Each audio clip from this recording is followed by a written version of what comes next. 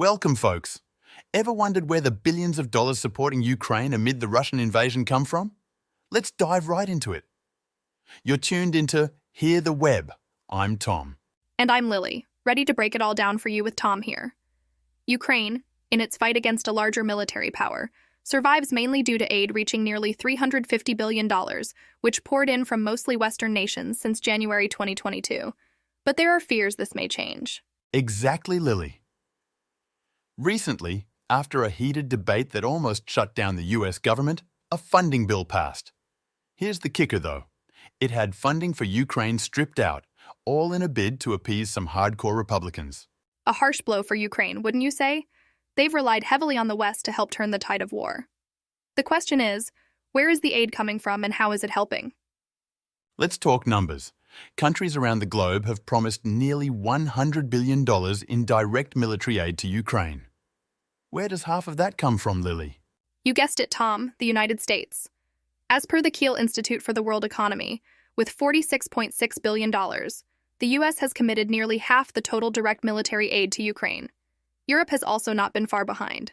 Oh yes, collectively, European Union countries, with Germany, Denmark and Poland as the largest contributors, have pledged $38 billion in direct military support to Kyiv, while the United Kingdom has pledged more than $7 billion.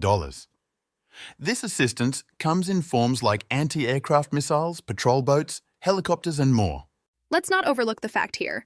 The U.S. is not just the key player in military aid. It's also pledged the second largest amount of overall money to Ukraine, including military, financial, and humanitarian assistance after the European Union. But there are quite a few smaller allies, like Norway and the Baltic states, who are committing a larger proportion of their GDP to the aid. Yes, Lily. An interesting comparison indeed. Then, we also have the impressive $13.4 billion US grant to Ukraine's government for support like energy security and infrastructure needs. Tackling the refugee crisis is another vital component of this international support. Right you are, Tom. Majority of Ukrainian refugees have found a home in Poland and Germany.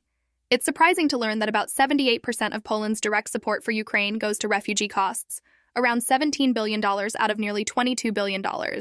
This does bring up tensions and public disagreements. Absolutely, Lily. For Poland, the burden of Ukraine aid, when factoring refugee costs, increases from about 0.7% to 3.2% of GDP. All this while, it's managing an influx of almost 1 million refugees. Don't forget about the United States, Tom. In its aid package, the U.S. has reserved $6.6 billion for indirect assistance to Ukrainian refugees. It's facilitated the entry of around 267,000 Ukrainians into the country through various humanitarian programs. Good point, Lily. Wrapping this discussion, let's not leave out the undying spirit and resolve of 33 nations armoring up Ukraine with weapons and military gear.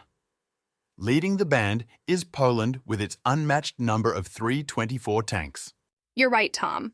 While the U.S. has pledged lesser tanks, it's supplying heavy weapons, ample ammunition, and artillery weapons, proving pivotal for Ukraine's front line. The United States is also leading in dispensing anti-aircraft surface-to-air missile systems. So there you have it, folks. A snapshot of where the aid to Ukraine comes from during this crisis. Like a complex tapestry of global unity, isn't it, Lily? Couldn't agree more, Tom. Revelations like this prove that geopolitics is not just about the big players, but about how every contribution makes a difference. As we conclude, remember, survival is not just about military prowess. It's also about support from allies. Indeed. Until our next deep dive, this is Tom. And Lily signing out from Hear the Web. Stay informed, stay curious.